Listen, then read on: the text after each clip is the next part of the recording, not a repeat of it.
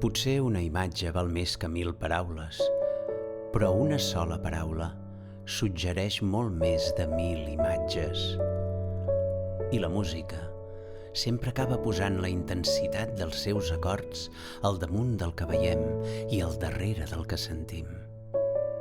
La natura és la llum de la pau i la pau el so de la natura. Una dolça melodia que ens retorna a l'equilibri de l'harmonia. Entreveient aigües assossegades al peu d'un enlairat penya-segat, recordant les casetes terroses i els boscos ferms a la vora d'un riu juganer, somiant cascades que bressolen el nostre repòs sobre roques arrodonides, pintant estanys impertorbables reflectint el sol ponent en el seu mirall etern, esbossant endolcits deserts on hi remoreja el vent llunyà, evocant oasis de frescor entre sorres acollidores,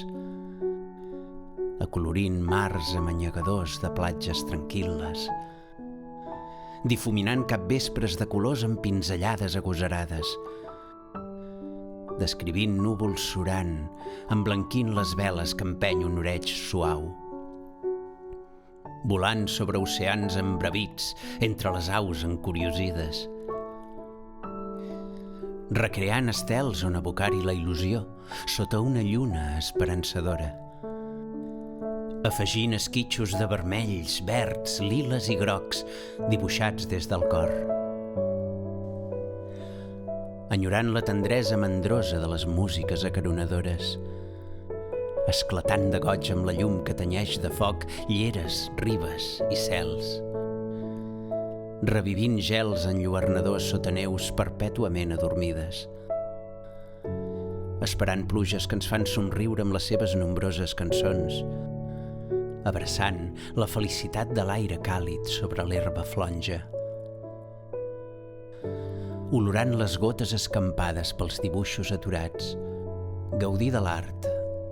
és estar en pau, i conrear-lo ens reconcilia amb el nostre entorn perquè ens hi integra,